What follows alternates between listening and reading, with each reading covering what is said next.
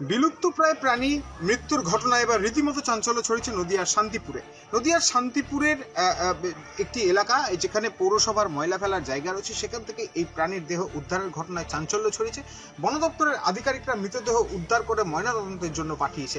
এখনো পর্যন্ত যেটা জানা যাচ্ছে, এই এলাকাতে জুলফিকার আলী অর্থাৎ শান্তিপুর পৌরসভার 22 নম্বর ওয়ার্ডের বাসিন্দা জুলফিকার আলীর বাড়ির সামনেই এই পশুটিকে বেঁধে রাখা ছিল এবং এলাকার অনেকেই তার ছবিও তুলেছে। পরবর্তীতে যেটা জানা যাচ্ছে যে এই প্রাণীটিকে কেউ বা কারা হত্যা করেছে এবং তারপরেই কিন্তু রীতিমতো সংবাদ মাধ্যমের কাছে খবর পৌঁছায় এবং তারপর বন দপ্তরকে জানানো হলে বন দপ্তরের আধিকারিকরা এসে সেই মৃতদেহ উদ্ধার করে ফুলিয়াতে তার ময়নাতদন্তের জন্য পাঠিয়েছে এবং সঙ্গে সঙ্গে এই ঘটনার সঙ্গে কেউ বা কারা যদি জড়িত থাকে তাদের জন্য কিন্তু রীতিমতো তদন্ত শুরু করে তাদের বিরুদ্ধে আইনানুগ ধারা লাগিয়ে দৃষ্টান্তমূলক শাস্তির ব্যবস্থা করছে বন দপ্তর। যেটা এখনো পর্যন্ত বন দপ্তর সূত্রে খবর যে এই প্রাণীটির আপাতত যেটা পরিচয় গন্ধগোকুল কিংবা ভাম বিড়াল কিংবা গাছ বিড়াল বলেই তাকে মনে করা হচ্ছে বা এশিয়ান পাম সিভেট বলে তাকে বলা হচ্ছে। আন্তর্জাতিক প্রকৃতি সংরক্ষণ সংস্থা IUCN এর লাল তালিকা অনুযায়ী এটি লাস্ট কনসার্ন বা